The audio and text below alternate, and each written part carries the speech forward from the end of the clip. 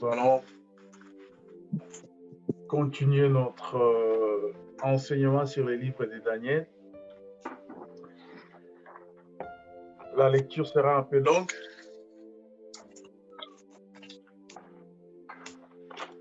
Comme je vous avais demandé, j'espère que vous l'avez fait, de lire les livres de Daniel. Nous sommes arrivés presque à la fin.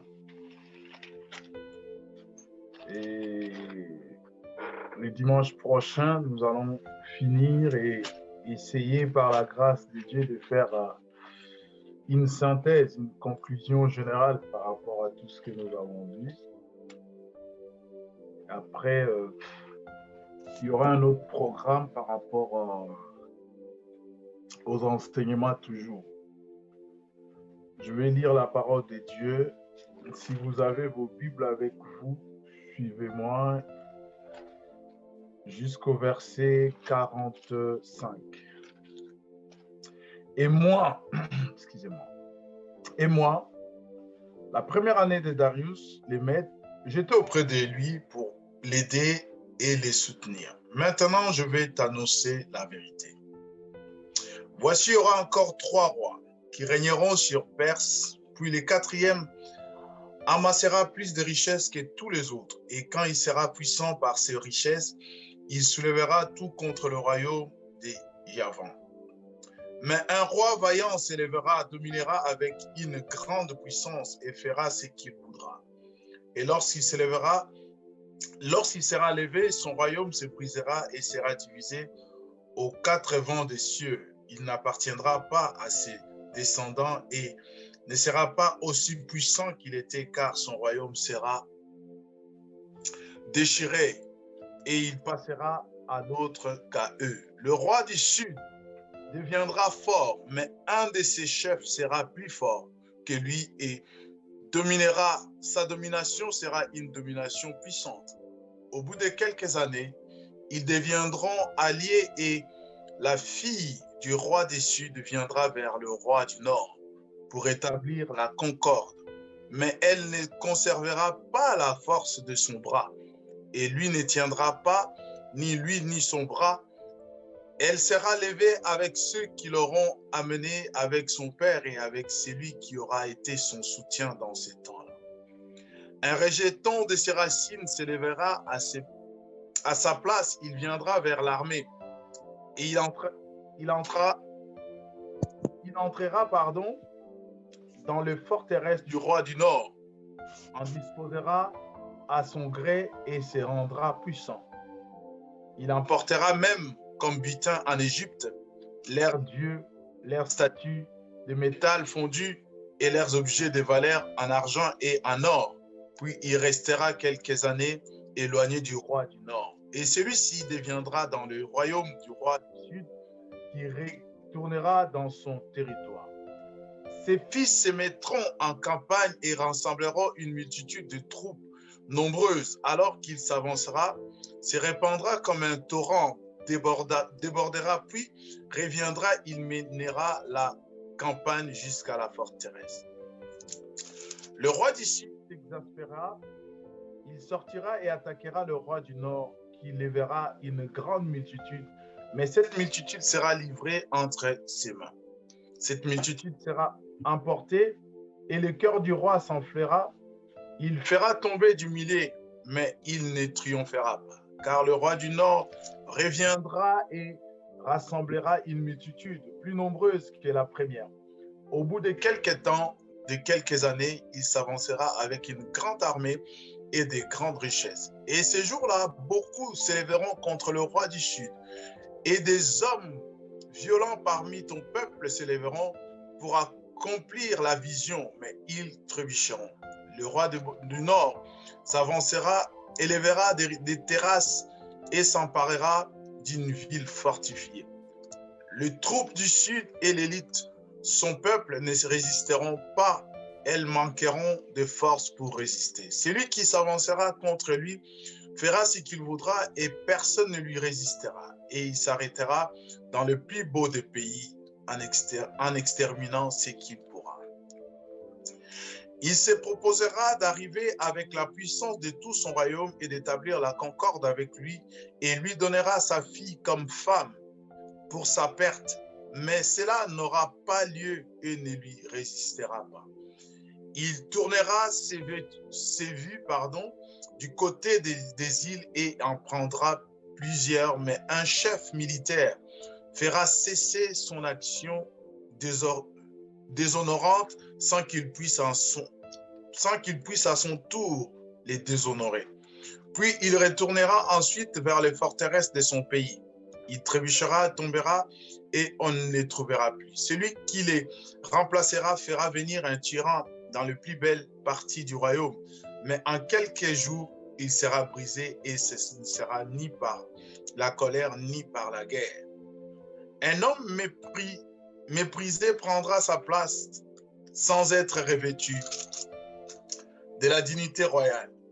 Il arrivera au milieu de la tranquillité et s'emparera du royaume par des intrigues. Les troupes qui déborderont comme un torrent seront débordées devant lui et brisées, de même que les princes de l'Alliance. Après qu'on se sera joint à lui, il usera de tromperies, il montrera et deviendra puissant avec peu de monde. En toute tranquillité, il s'avancera dans le lieu le plus fertile de la province. Il fera ce que n'avaient pas fait ses pères, ni les pères de ses pères. Il distribuera butin, dépouillés et richesses. Il inventera des machinations contre les forteresses, et cela pendant un certain temps. À la tête d'une grande armée, il employera sa force et son ardeur contre le roi du Sud. Et le roi du Sud se mettra en campagne pour faire la guerre avec une grande et très puissante armée. Mais il ne résistera pas, car on inventera contre lui des machinations. Ceux qui mangeront de la table causeront sa perte. Son armée sera débordée et les morts tomberont en grand nombre. Les deux rois chercheront en leur cœur à faire du mal, et à la même table ils diront des mensonges, mais cela ne réussira pas, car la fin n'arrivera qu'au temps fixé. Il retournera dans son pays avec de grandes richesses. Son cœur s'élèvera contre l'Alliance sainte. Il agira contre elle, puis retournera dans son pays. À une époque fixée, il marchera de nouveau contre les Sud, mais cette dernière fois, les choses ne se passeront pas comme la première fois. Des navires de Kittim s'avanceront contre lui. Découragera, il rebroussera chemin. Puis, furieux, il agira contre l'Alliance sainte. Il reviendra et aura des attentations pour ceux qui auront abandonné l'Alliance sainte. Des troupes se présenteront sur son ordre. Elles profaneront les sanctuaires, la forteresse. Elles aboliront les sacrifices perpétuels et dresseront l'abomination du dévastateur. Il séduira par la flatterie, par les traîtres de l'Alliance, mais le peuple de ceux qui connaissent leur Dieu agiront avec fermeté. Et les clairvoyances parmi le peuple donneront instruction à beaucoup, et il en est qui trébucheront pour un temps à cause de l'épée, de la flamme, de la captivité et du pillage. Dans le temps où trébucheront, ils seront un peu secourus et beaucoup se joindront à eux par des intrigues. Quelques-uns parmi les clairvoyants trébucheront afin d'être épurés, purifiés et blanchis jusqu'au temps de la fin, car elle n'arrivera qu'au temps fixé. Le roi fera ce qu'il voudra, il s'élèvera, il se glorifiera au-dessus de tous les dieux, et il dira des choses incroyables contre les dieux des dieux. Il prospérera,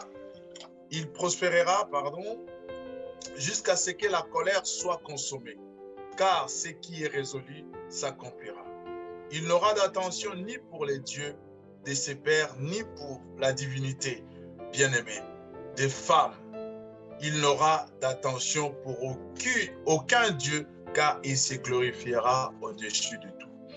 Toutefois, il honorera les dieux de forteresse sur son piédestal. Ces dieux qui ne connaissaient pas ses pères, il honorera avec de l'or, de l'argent, des pierres précieuses et des objets de prix. C'est avec les dieux étrangers qu'il agira contre les lieux fortifiés et il comblera de gloire ceux qui les reconnaîtront.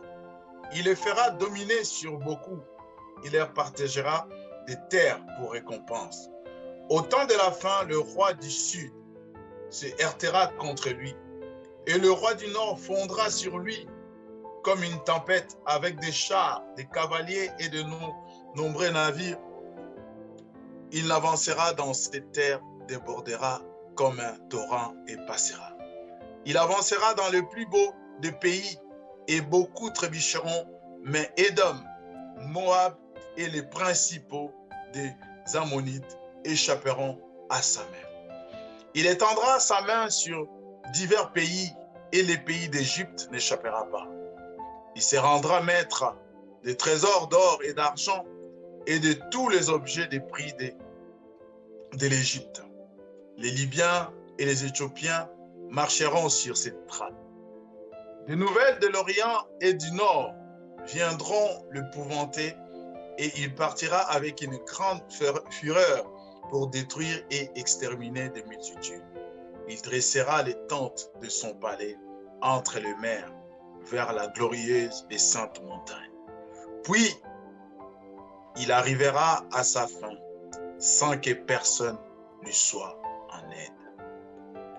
Seigneur, nous bénissons ta parole. Nous voulons la recevoir, Seigneur, telle qu'elle. Et permets que nous puissions la transmettre, Seigneur, comme tu le veux. Cher Saint-Esprit, aide-nous. Transmets ces messages dans les cœurs. Fais comprendre ce que l'intelligence humaine ne pourra faire comprendre. Nous prions, Seigneur, que cette parole soit vie en nous. Que cette parole soit une sonnette d'alarme. Que cette parole soit une consolation. Et que cette parole soit une éducation. Bénis ton peuple. Au nom précieux de Jésus. Amen. Bien-aimés dans le Seigneur, nous sommes toujours dans les livres de Daniel, comme nous le savons. Nous avons vu Daniel jusqu'au chapitre 10, jusque-là. Je pense que ça va. Dieu nous fait grâce. Et ce matin, nous sommes au chapitre 11. Et comme nous l'avons dit, les livres de Daniel, à partir de Daniel chapitre 10 jusqu'à 12, en fait, c'est la même vision qui continue.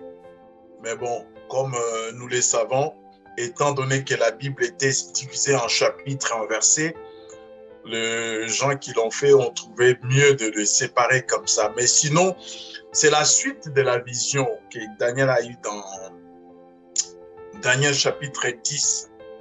Et là, nous sommes dans ces chapitres où nous voyons des choses qui reviennent, des noms qui reviennent très souvent. Nous voyons le royaume du Nord et le royaume du Sud.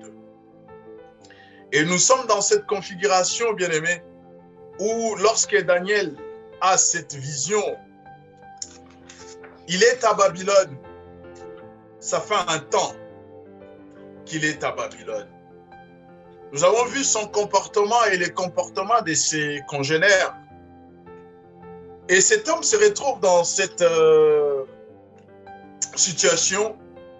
Et pendant ces moments, il prie à l'Éternel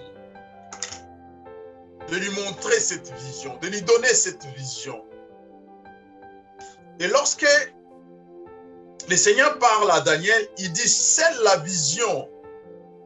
Car cette vision a son effet aujourd'hui et pour les temps lointains. C'est-à-dire, cette vision devrait s'accomplir au temps de Daniel et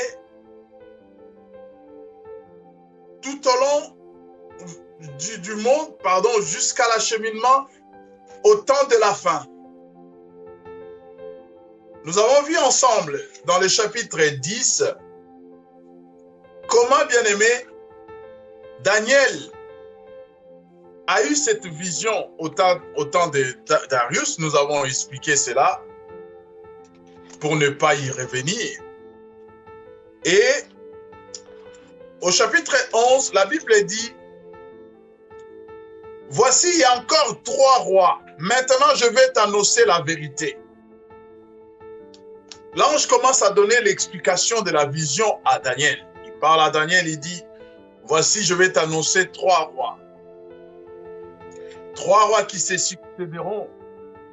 3 rois qui viendront. » Et il dit, les 3 rois, il y aura un 4e qui sera plus riche que tous les autres.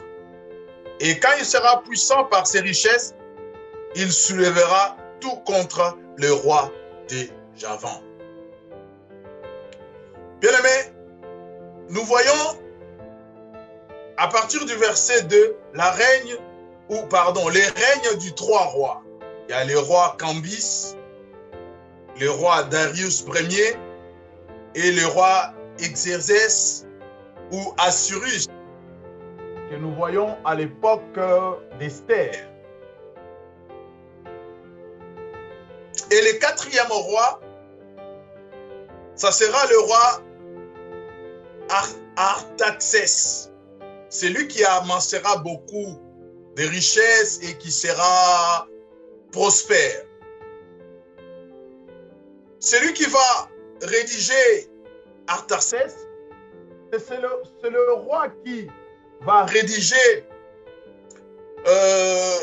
cet édit qui permettrait aux Juifs de construire les murs de Jérusalem. Si nous pouvons le voir dans les livres d'Esdras et tout, nous le verrons. Bon, si vous avez le temps, allez jeter un coup d'œil.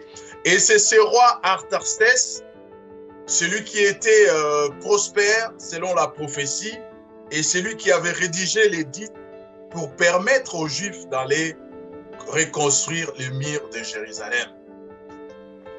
Au chapitre 4, au verset 4, il dit, « Lorsqu'il s'élèvera, son royaume se brisera et sera divisé aux 4 vents des cieux, et il n'appartiendra pas à ses descendants et ne sera pas aussi puissant qu'il était, car son royaume sera déchiré et passera à d'autres qu'à eux. » Nous avons vu, lorsque nous avons étudié le chapitre 8,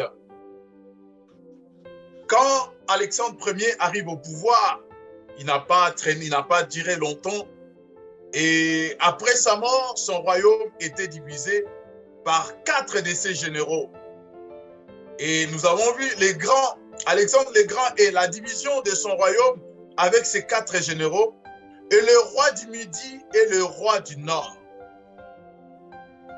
Le roi du Midi, nous avons dit, les Séleucides occupaient la position septentrionale, c'est-à-dire la position du nord, et les Ptolémées occupaient la position du sud, ou l'Égypte actuelle.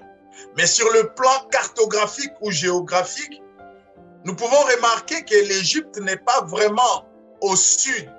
Pardon, la Mésopotamie n'est pas vraiment au sud d'Israël, mais par configuration prophétique, parce que tout devrait passer par le nord. Et nous voyons même l'exemple d'Abraham, lorsqu'Abraham descend des Chaldées pour aller à la terre promise, il passe par Charan. Et Charan, c'est dans l'ouest, normalement c'est dans le côté désertique, mais ce n'est pas vraiment dans le nord. Et ce qui est important dans ces chapitres, c'est la guerre entre le nord et le sud. Le point central dans ces chapitres, ou si vous voulez la pensée centrale, la pensée de ces chapitres, c'est la guerre qu'il y a entre le nord et le sud. Et je nous ai dit, le nord était occupé par les Séleucides qui occupaient la Mésopotamie, et les Sud étaient occupés par les Ptolémées, qui est l'Égypte ou l'Égypte actuelle. Sur le plan géographique par rapport à Israël, c'est ce que j'ai expliqué. Et Mésopotamie représente comme le nord à cause de son emplacement, à cause de la vision ou de la connotation prophétique. Exemple d'Abraham, celui-là j'ai donné.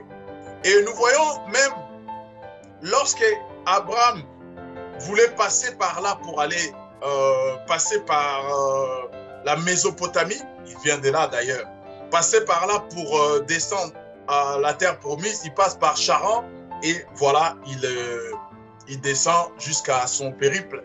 Le Seigneur l'avait conduit. Et le nord symbolisait la puissance ou la coalition ou les règnes des Assyriens, des Babyloniens, des Mèdes et des Perses et des Grecs. Et le sud représentait l'Égypte. Et l'Égypte, c'était une puissance de l'époque. Israël qui doit se retrouver entre les deux pôles, au nord, les Assyriens, les Babyloniens, les Grecs et tout, et au sud, les Égyptiens. Et lorsque les deux pôles se faisaient la guerre, lorsque les Assyriens voulaient attaquer l'Égypte, ils étaient obligés de passer par Israël. Et Égypte aussi, lorsqu'ils voulaient attaquer les Babyloniens, ils voulaient attaquer les Assyriens, les Mèdes ou les Perses, il était obligé de passer par Israël. Et du coup, Israël s'est retrouvé comme entre le marteau et l'enclume. Il était entre les deux. Et du coup, il était obligé des fois de se confier à l'un et de jouer les stratagèmes avec l'autre. Et il se fait que lorsque nous voyons cette position, il y a les livres de Osée qui nous expliquent un peu mieux, si nous pouvons essayer d'aller jeter un coup d'œil dans Osée chapitre 7, à partir du 11e verset, pour essayer de voir un peu cette situation qui nous est décrite et voir un peu comment Israël était vraiment entre les deux et comment il essayait de jouer un peu son jeu. Mais Osée, chapitre 7, verset 11. Je vais lire la parole de Dieu. Éphraïm est devenu comme une colombe stupide, sans intelligence. Ils ont fait appel à l'Égypte, ils ont allé à Assyrie. Quand on parle d'Éphraïm, c'est Israël, Éphraïm, c'est le fils à Jacob et tout. Donc, ils étaient obligés de s'appuyer soit sur l'Égypte, ou soit sur les Assyriens, ou soit sur les Babyloniens, ou soit sur les Grecs. Parce qu'ils n'avaient pas la force, ils étaient entre les deux. Ils étaient assiégés. Leur jeunesse, l'élite de Damas, a été déportée. Ils se retrouvent en Babylone. Et il n'y avait vraiment pas d'autre issue que d'essayer de jouer l'apaisement. Et à l'époque grecque, le conflit qui doit s'accentuer entre les Ptolémées en Égypte et les Séleucides en Mésopotamie. Ça, là, nous sommes au verset 15. Qu'est-ce que le verset 15 de Daniel chapitre 11 nous dit?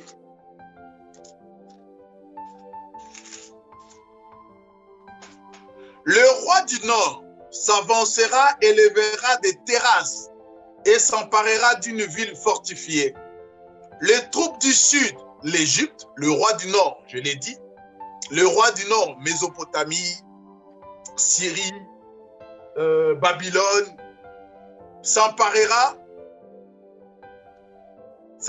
des terrasses et des villes fortifiées, élèvera, des terrasses et des villes fortifiées.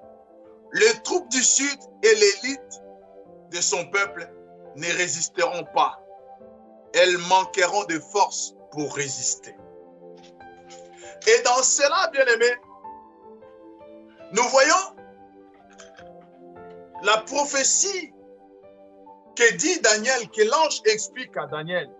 Si nous continuons au verset 16, il dit, celui qui s'avancera contre lui fera ce qu'il voudra et personne ne lui résistera. Il s'attardera dans le plus beau des pays en exterminant ce qu'il pourra. Nous voyons, bien aimés, lorsque Alexandre le Grand prend le pouvoir, nous avons vu dans le chapitre 8, lorsque Alexandre le Grand prend le pouvoir, nous avons dit qu'il a conquis des villes d'une rapidité extraordinaire. Les uns ont dit que parce qu'il était jeune, avec la fougue et tout, la arme de la jeunesse, voilà. Et lorsque nous continuons, nous verrons pendant les règnes des Grecs, ces règnes vont nous amener jusqu'à dans 2300 ans, 2300 années que nous avons vu dans le chapitre 8. Et les 2300 années là, si on essaie de l'additionner, ça nous donne,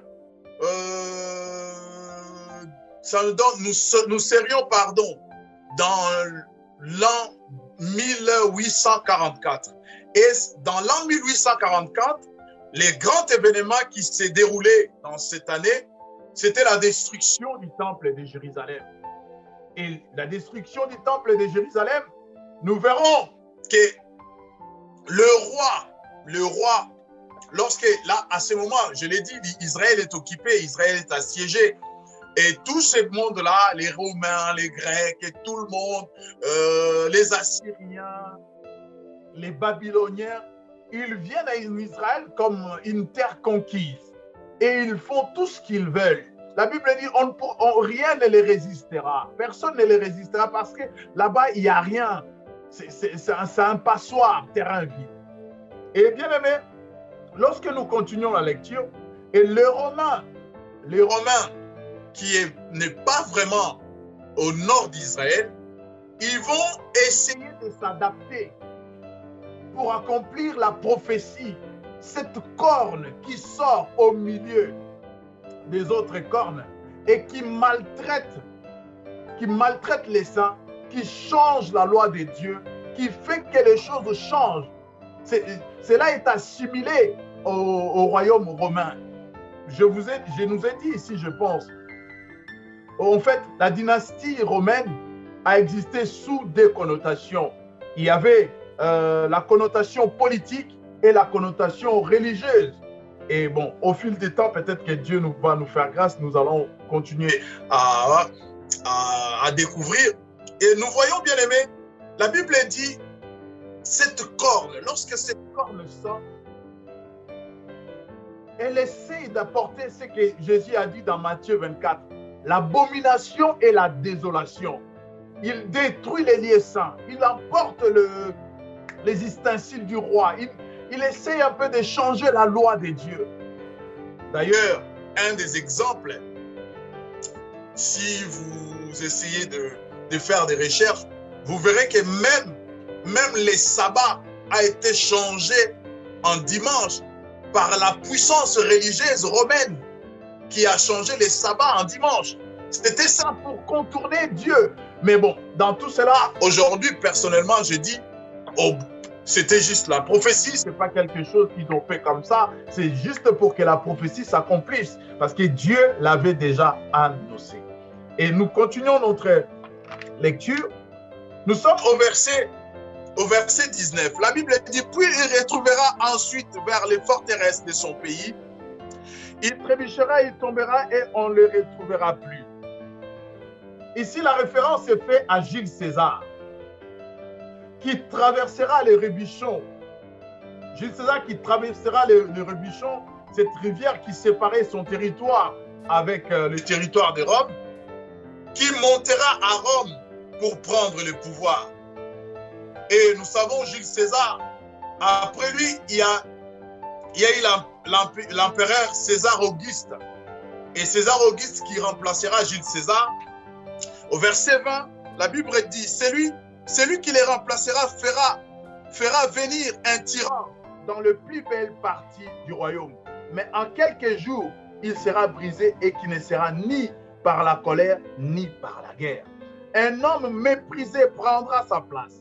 Sans être revêtu de la dignité royale, il arrivera au milieu de la tranquillité et s'emparera du pouvoir par ses intrigues. Bien aimé, nous savons, bon, je ne dis pas nous savons, Auguste César, c'était un tyran. Et Auguste César n'est pas mort sur les champs de bataille. Il n'est pas mort par la maladie. Auguste César est mort sur son lit. Et la personne qui l'a remplacé, ce n'était pas quelqu'un de sa descendance.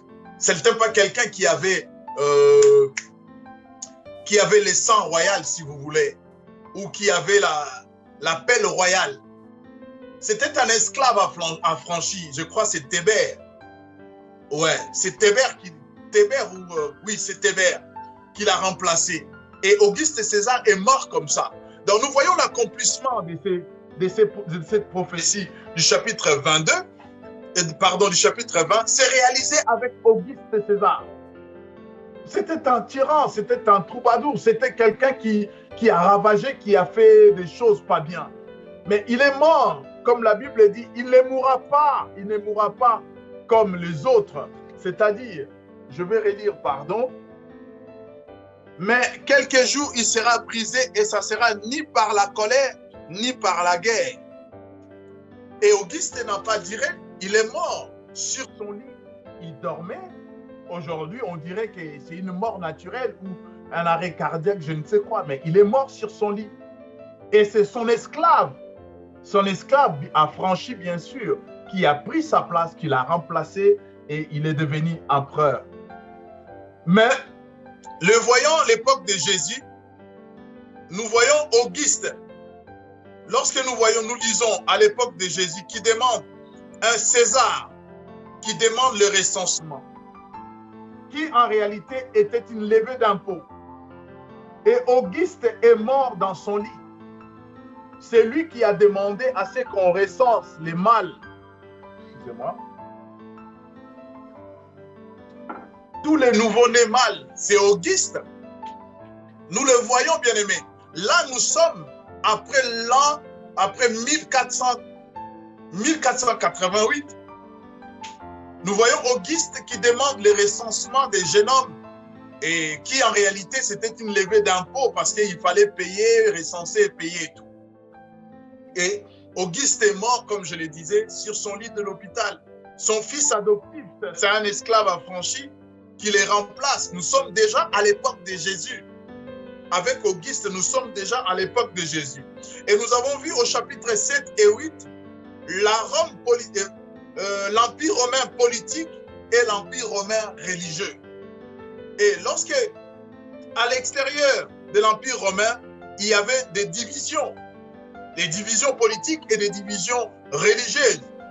Les conflits entre les Octaves et Marc-Antoine, vous connaissez, vous qui avez déjà regardé le film, je crois, Cléopâtre, vous connaissez Marc-Antoine. Moi, je n'ai pas regardé.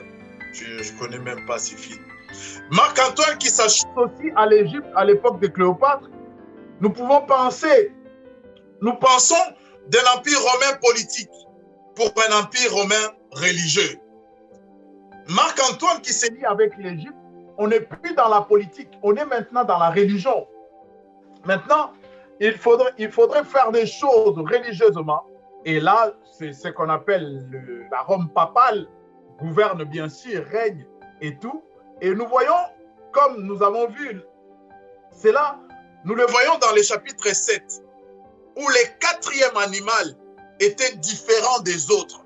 Dans le chapitre 7, lorsque nous avons parlé du quatrième animal, et cet animal qui est sorti, il était différent des autres.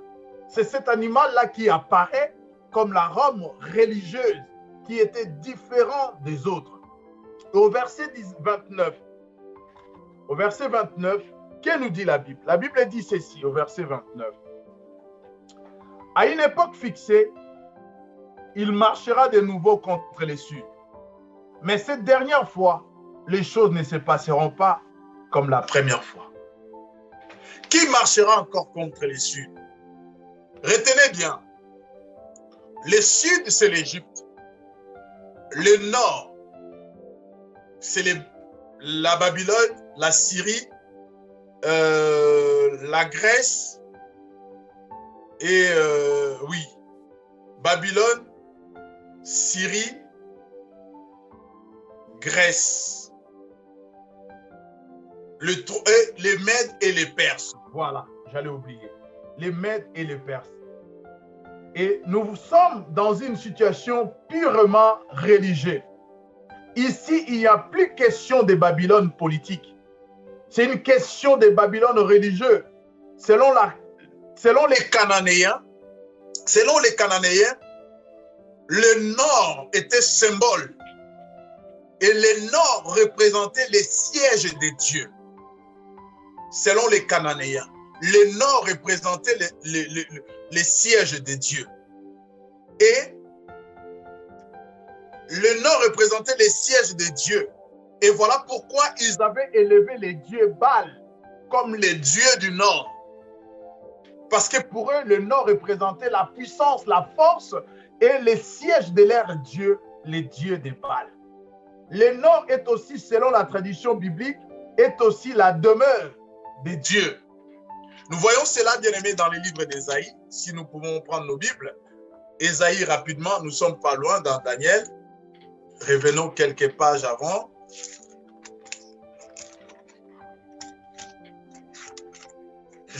Ésaïe chapitre 14. Écoutez ce que la Bible dit. Ésaïe 14, 12 à 14.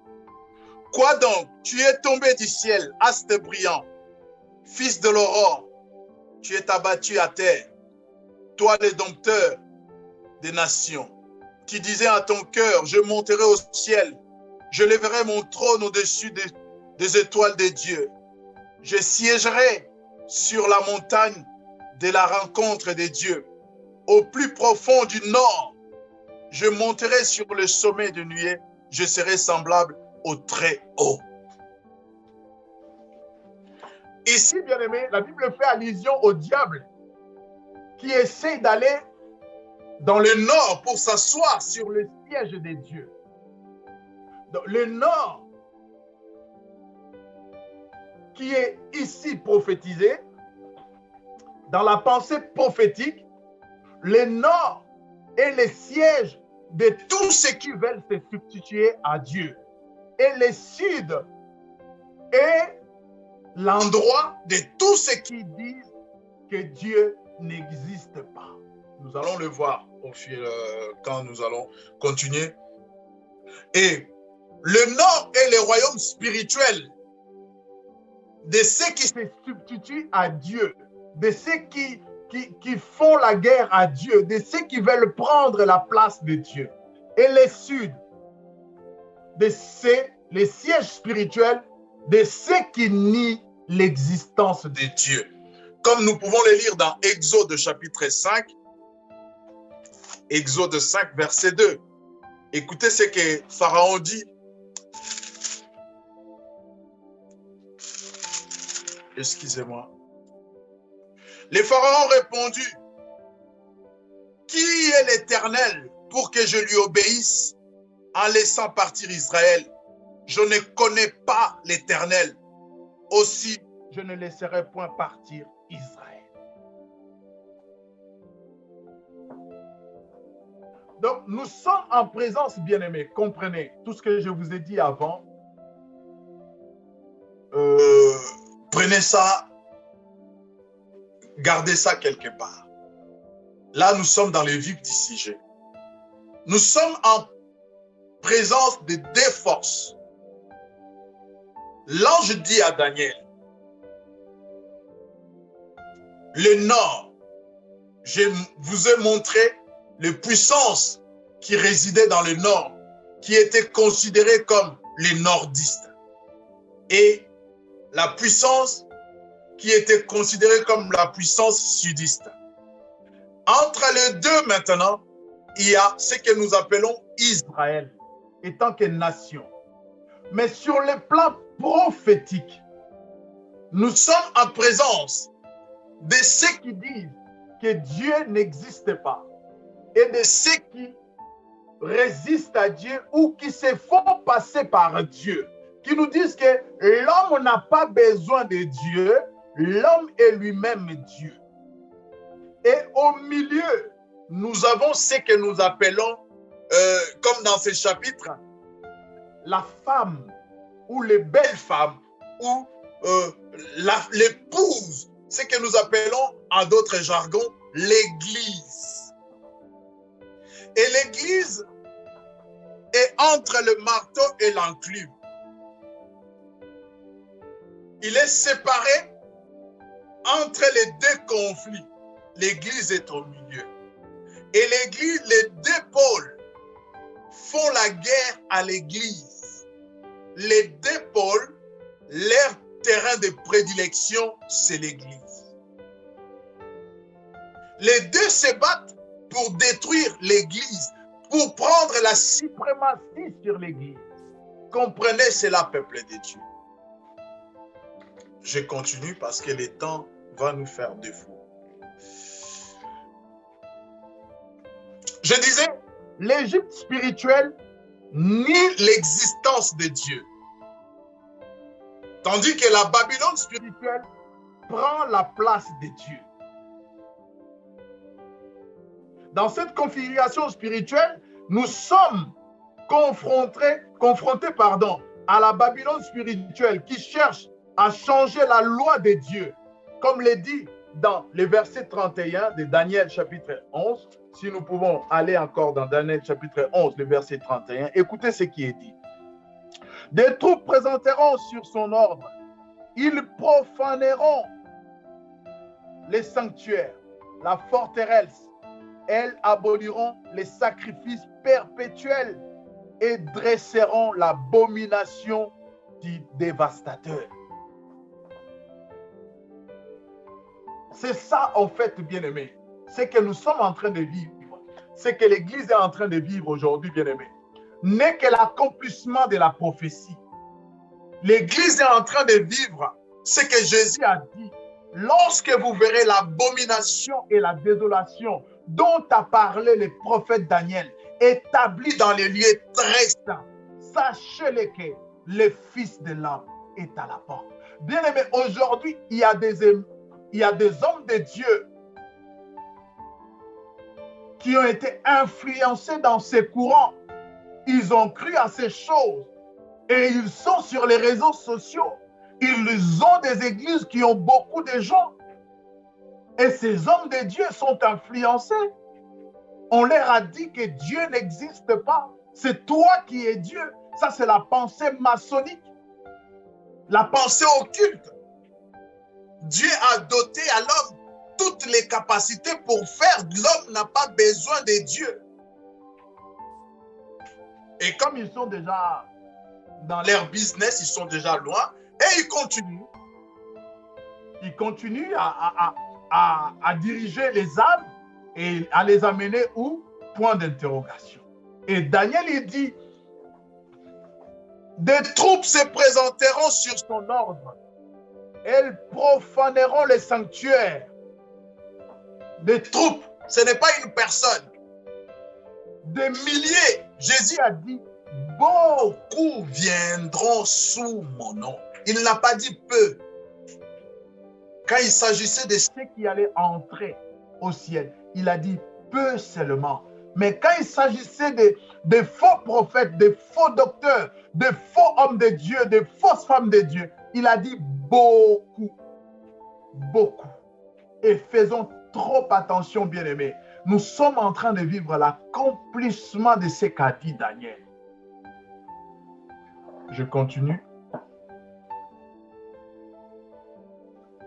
Au verset 33, « Et les clairvoyances parmi les peuples donneront instruction à beaucoup, et il en est qui trébucheront pour un temps à cause de l'épée, de la flamme, de la captivité et du pillage. » D'un autre côté, l'Église sera confrontée au royaume du Sud, la négation de Dieu.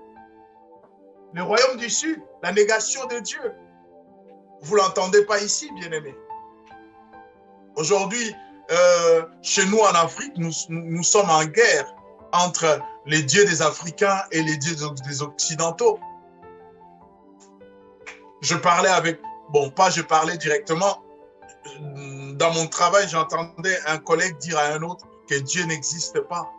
Si Dieu existe, comment il peut te laisser toi-même venir travailler le matin et lui, il est où? La négation de Dieu. Ce n'est pas quelque chose qui date de ce matin.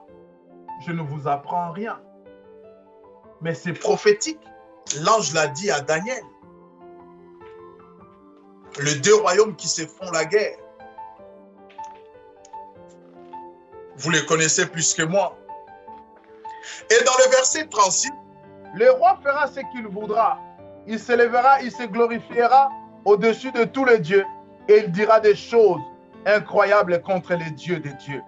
Il profanera jusqu'à ce que la colère soit consommée, car ce qui est résolu s'accomplira.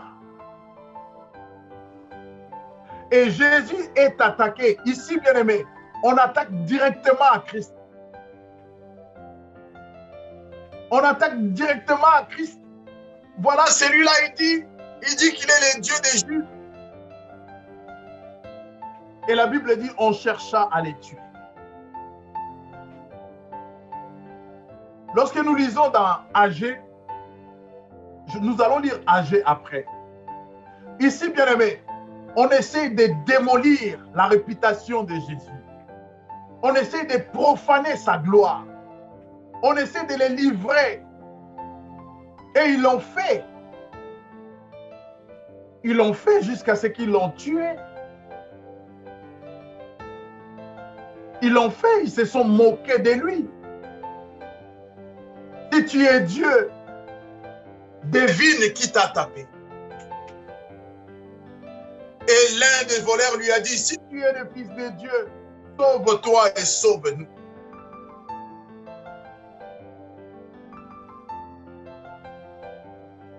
Bien-aimés, ces choses se sont déjà déroulées. Et nous avons de preuves dans la parole de Dieu. Comment même les disciples, les apôtres, ont été torturés, tués à cause des témoignages de Jésus. Comment l'Église a été détruite, persécutée à cause des témoignages de Jésus. Ils ont détruit, ce que je disais tout à l'heure, ils ont détruit les temples de Jérusalem. Parce que ces temples ne devraient pas exister. C'est eux qui sont Dieu, qui sont des dieux, pardon. Mais pourquoi vous construisez un temple pour un Dieu imaginaire? Pour un Dieu imaginaire. Bien aimé, pour ceux qui ont l'intelligence, ils doivent comprendre que Israël, c'est l'horloge de Dieu. Ce qui se passe là-bas, bien aimé, même si on fait abstraction, sur le plan spirituel, sur le plan prophétique, ce que Dieu a dit, ça devrait s'accomplir.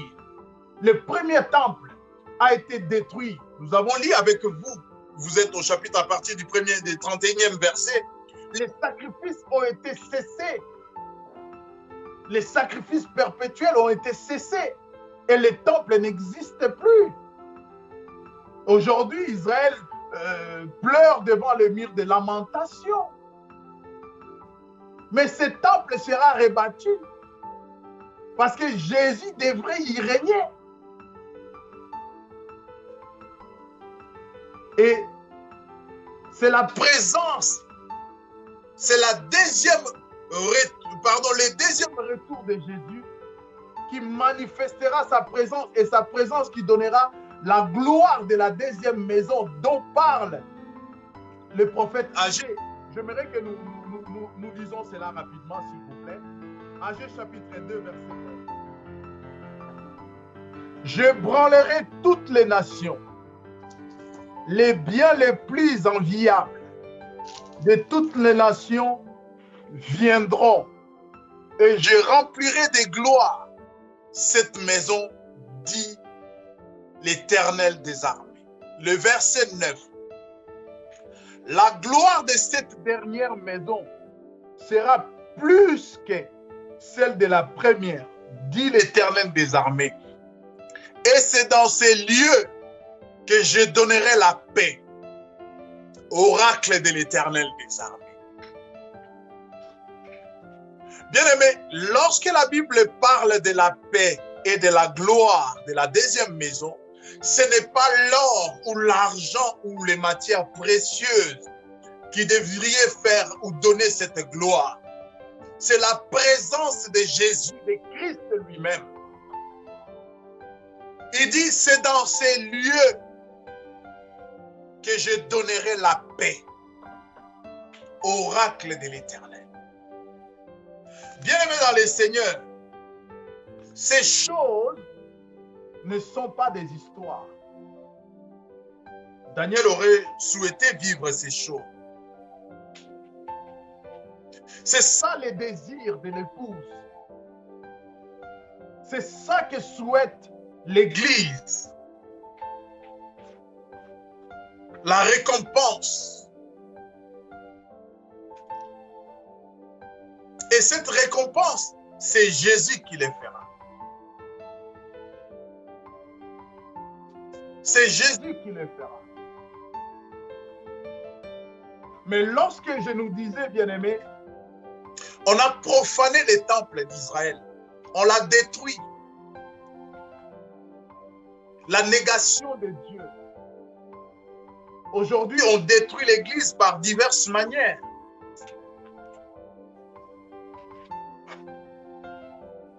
Si tu te lèves aujourd'hui quelque part dans un coin pour essayer de prêcher, tu es traité de prosélytisme.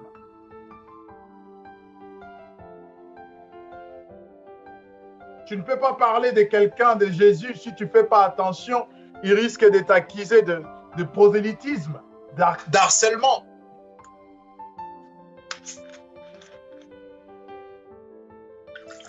Et nous savons aujourd'hui, qu'est-ce qui se passe en Israël?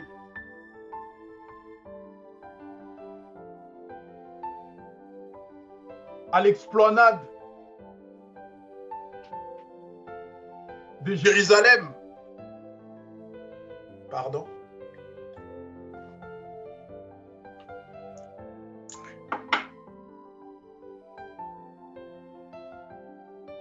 Aujourd'hui, il y a comme côte à côte, face à face, les deux lieux de culte. Vous le savez.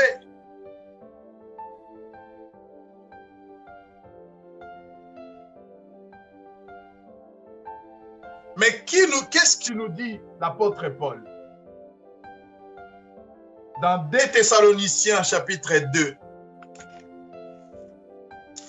à partir du 4e verset. 2 Thessaloniciens chapitre 4, chapitre 2.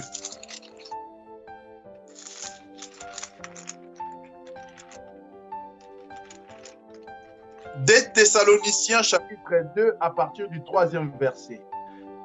Que personne ne vous séduise d'aucune manière, car il faut qu'auparavant l'apostasie soit arrivée et que se révèle l'homme impie, le fils de perdition, l'adversaire qui se lève au-dessus de tout ce qu'on appelle Dieu ou qu'on adore et qui va jusqu'à s'asseoir dans le temple de Dieu et qui se fait et se faire passer lui-même pour Dieu.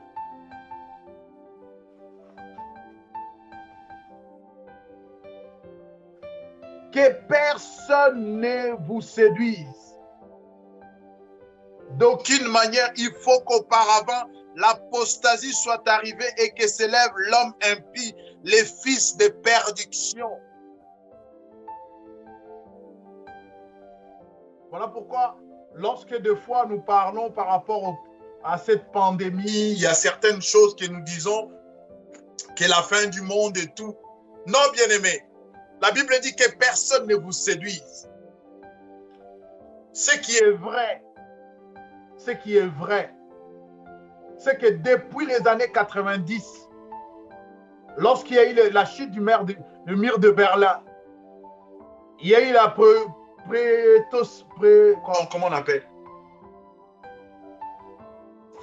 Il y a eu le vent de démocratie, disons, en Afrique. Le tout a commencé par là. Il y a eu la réconciliation des religions. Et aujourd'hui, qu'est-ce qui nous prépare?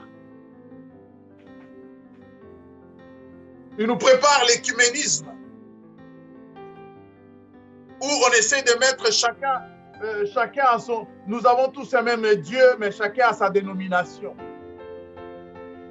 Est-ce que ne prépare-t-il pas l'avènement de l'impie? Il faudrait que l'apostasie vienne. Et l'apostasie, nous le voyons, je l'ai dit, il y a des hommes de Dieu aujourd'hui qui sont dans des sciences occultes. Il n'y a pas à nier.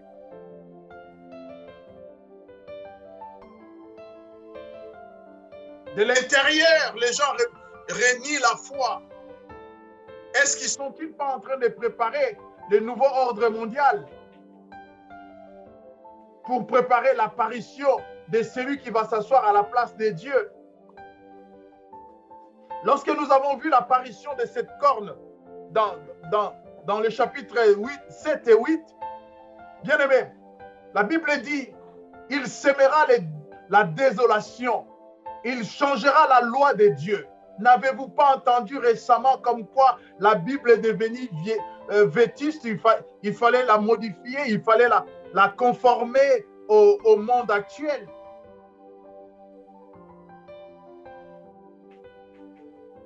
Que celui qui lit et qui entend les paroles de la prophétie fasse attention. C'est ce que dit la Bible.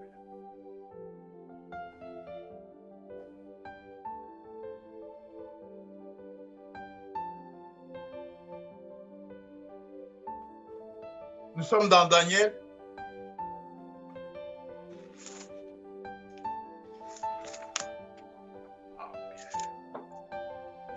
Je vais aller rapidement. Dans Daniel chapitre 11 toujours, je vais aller rapidement pour conclure. Le verset 46, qu'est dit la Bible?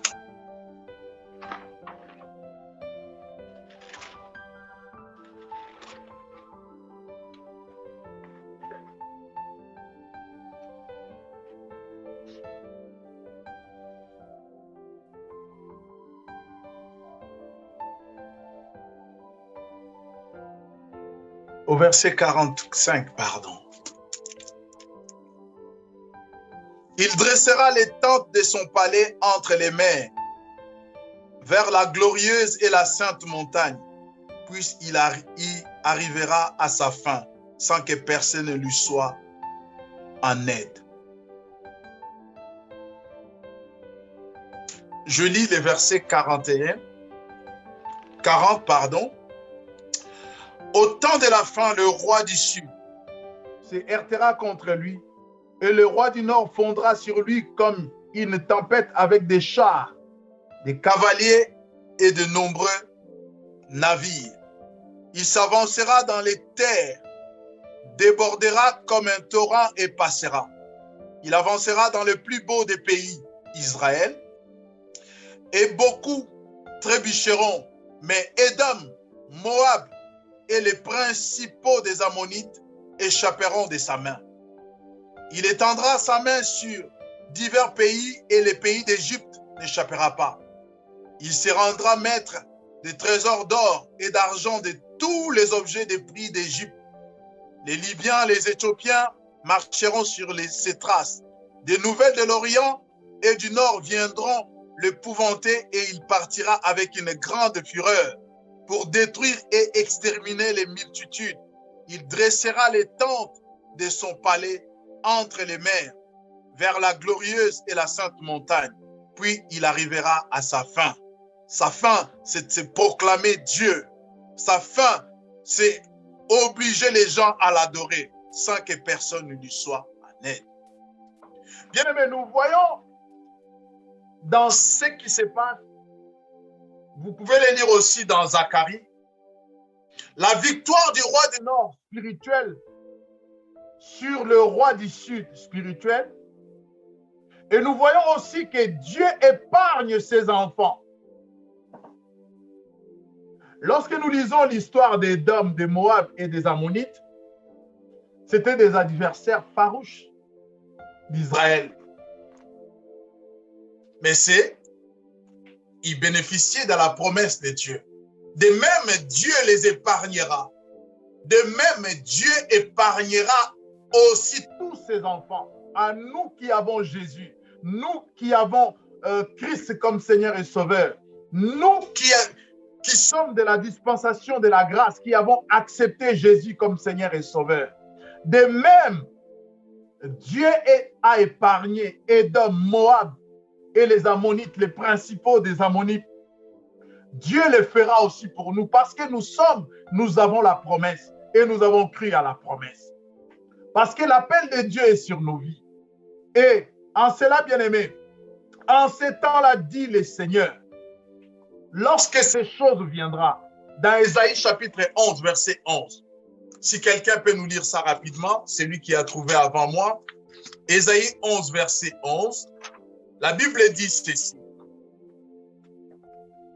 Alors, en ces jours, le Seigneur étendra une seconde fois sa main pour arracher les restes de son peuple qui sera resté en Assyrie et en Égypte, à Patros et en Éthiopie, à Élam, à Shinéar, à Atam et dans les îles de la mer.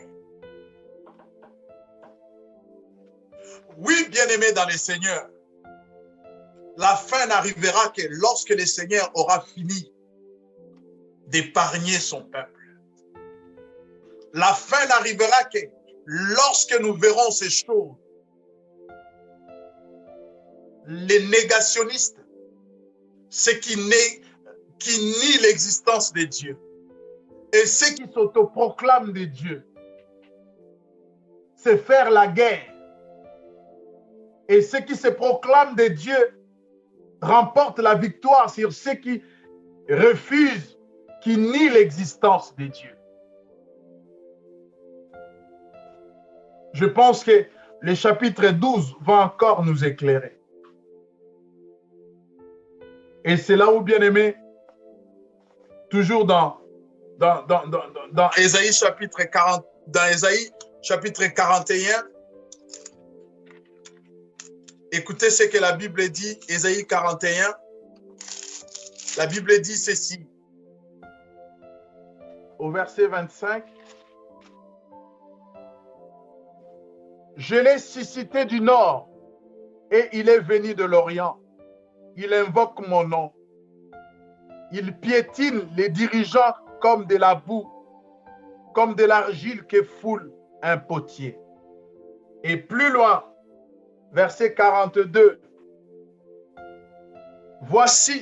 chapitre 42, voici mon serviteur auquel je tiens fermement, mon élu en qui mon âme complaît. J'ai mis mon esprit sur lui. Il relèvera le droit aux nations.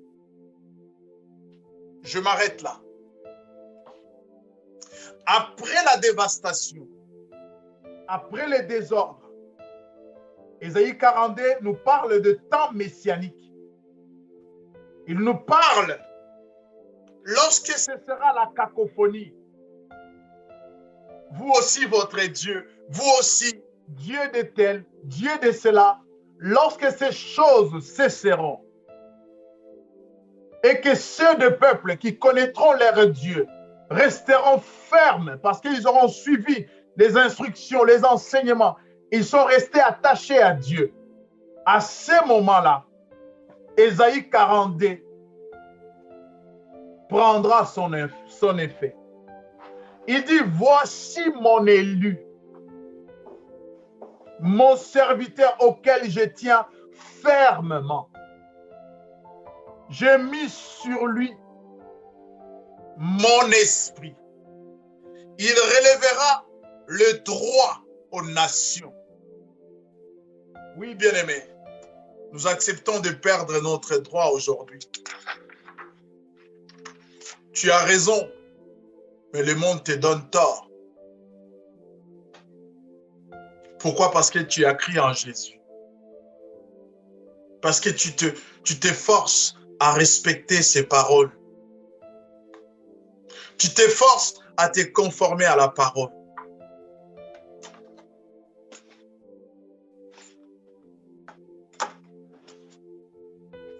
Et le monde te condamne. Daniel a dit, lorsque vous verrez l'abomination, Jésus, pardon, l'abomination et la désolation dont a parlé le prophète Daniel, que celui qui lit les paroles de ces livres, prenne ses dispositions. Et Habakkuk a dit, c'est une prophétie où le temps est déjà arrêté. Elle s'accomplira certainement, même si elle tarde. Attends-la. Seigneur, bénis ta parole dans nos cœurs.